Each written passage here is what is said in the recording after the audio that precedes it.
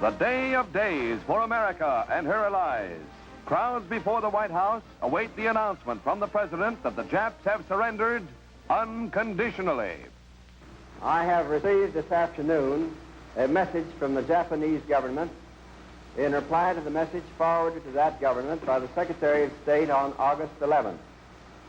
I deem this reply a full acceptance of the Potsdam Declaration, which specifies the unconditional surrender of Japan.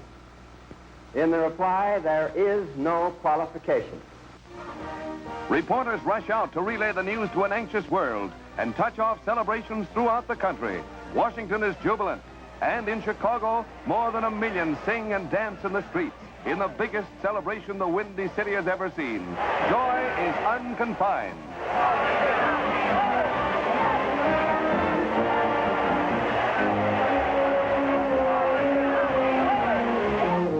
It was 4 o'clock Pacific time in San Francisco when the announcement came, and people were quick to leave their offices for an impromptu, spontaneous celebration.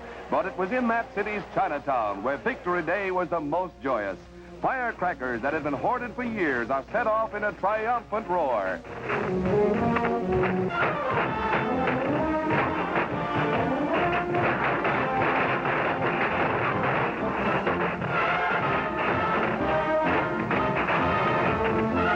Seattle let loose all the pent-up emotions of 3 years and 8 months of war. And to the victors, the spoils.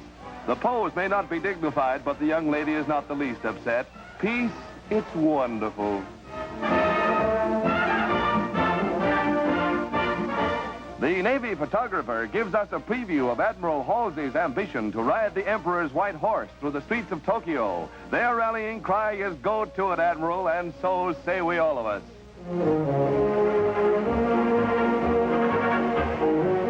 But the greatest, wildest celebration of all was in New York's Times Square, where 2 million people, by far the greatest in the city's history, filled the streets all day waiting for the official word. A hilarious, happy throng, they cheered every rumor that it was all over. And when President Truman's announcement came at 7 o'clock, the lid really blew off.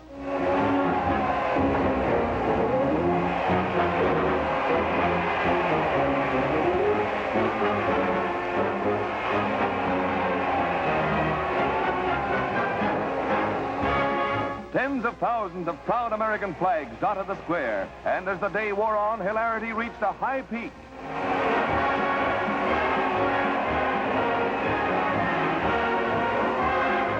Far into the night, the happy crowd screamed their relief at the end of the greatest war in history. From early Tuesday morning, the celebration went on for 24 hours.